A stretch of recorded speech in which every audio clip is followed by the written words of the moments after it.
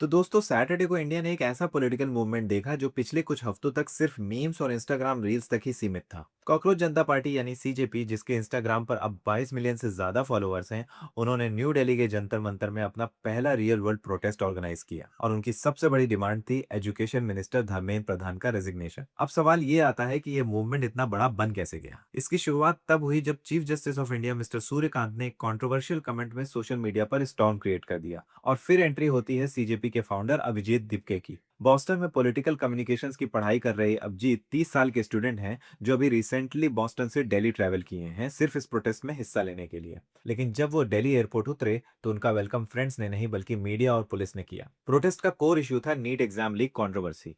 India का सबसे बड़ा मेडिकल एंट्रेंस एग्जाम कैंसिल करना पड़ गया जब पेपर लीक के एलिगेशन सामने आए। करोड़ों की प्रिपरेशन, महीनों की मेहनत और फिर एग्जाम का कैंसिलेशन। नेचुरली स्टूडेंट्स का गुस्सा फूटना जायज था। प्रोटेस्टर्स का कहना था कि अगर एजुकेशन सिस्टम का बेसिक काम फेयर एग्जाम्स कंडक्ट कराना है और वो भी उनसे अगर सही से नहीं हो रहा है तो अकाउंटेबिलिटी किसकी होगी। और ये फ्रस्ट्रेशन सिर्फ एग्जाम तक सीमित नहीं है।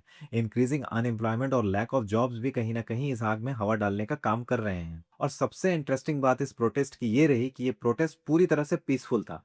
ऑर्गेनाइजर्स ने सपोर्टर से कहा कि जब भी आप यहाँ पे प्रोटेस्ट करने आए तो पुलिस के लिए फ्लावर्स लेकर आएं, पेरेंट्स को अपने साथ लेकर आएं और किसी भी तरह के प्रोवोकेशन का हिस्सा ना बने। लगभग 6 घंटे तक ये प्रोटेस्ट चला और बिना किसी वायलेंस के ये निपट भी गया और खत्म भी हो गया। अब सवाल ये है कि क्या ये मूवमेंट इंडियन पॉलिटिक्स में कोई रियल चेंज ला पाएगा या सिर्फ एक वायरल इंटरनेट फिनोमेना बनकर रह जाएगा।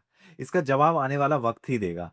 लेकिन फिलहाल जैसे अभिजीत दिपके ने कहा है, द कॉकरोचेस हैव अराइव्ड, तो देखते हैं कि इनके आने से देश के राजनीतिक गलियारों में कितनी गर्मी बढ़ती है। तो ये तो रहे हमारे देश से जुड़े कुछ लेटेस्ट अपडेट्स। और भी शानदार अपडेट्स के लिए हमारे साथ जुड़े रहिएगा। तब तक के लिए ciao ciao bye bye, Ram Ram and see you in the next one.